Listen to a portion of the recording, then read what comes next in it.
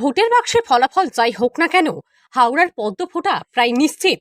আর এই নিশ্চয়তা নিজের হাতে সৃষ্টি করলেন হাওড়ার সদরের বিজেপি প্রার্থী ডক্টর রথীন চক্রবর্তী।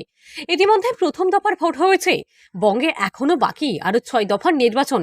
হাওড়ায় পঞ্চম দফায় নির্বাচন রয়েছে 20 মে। আর তাই দম ফেলার ফুসরত নেই সব রাজনৈতিক দলের প্রার্থীদের।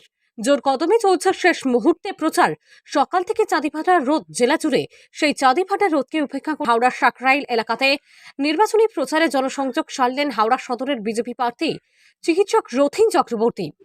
আগামী দিনে চোর মুক্ত, সন্ত্রাস মুক্ত এবং মাতৃশক্তি সুরক্ষিত, পড়াশোনায় মনীষায় শ্রেষ্ঠ, বিকশিত বাংলা পদ্ম ফুটতে যাচ্ছে বাংলা। সেই বাংলাকে আমরা দেখব এবং তার জন্য আজকে এই প্রকৃতি মায়ের কোলে আমার কনস্টিটুয়েন্সিতে আমরা পদ্মের বীজকে দিয়ে দিলাম এই পুষ্করিণীর মধ্যে। দীর্ঘজীবী হবে এই সংগঠন।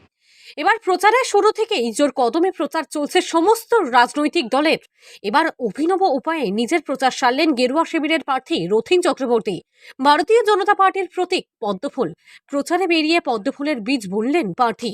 পথে একটি পুকুরে 2 হাতে পদ্মের বীজ ছড়িয়ে দিলেন।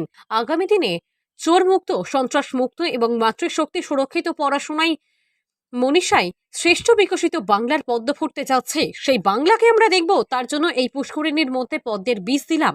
অবশ্যই তা ফুটবে। এই পদ্মের ফুল আজকে সারা ভারতবর্ষে বিকশিত, সারা ভারতবর্ষে তার জায়গা করে নিয়েছে। তার ফল আজ সারা ভারতবর্ষে বিকশিত, অন্যতম শক্তি হিসেবে ভারতবর্ষ সারা পৃথিবীতে নিজের জায়গা করে নিয়েছে। পাশাপাশি এদিন রথীন চক্রবর্তী আরো দাবি করে বলেন, এই নির্বাচনে চোরমুক্ত বাংলা দেখবে। আর তাই নির্বাচনী এলাকায় পুকুরে পদ্মের বীজ ছড়িয়ে নিজের জয়কে সুনিশ্চিত বলেই দাবি বিজেপির প্রার্থীর। হাওড়া থেকে রাকেশ মাইতির রিপোর্ট, লোকাল 18 বাংলা।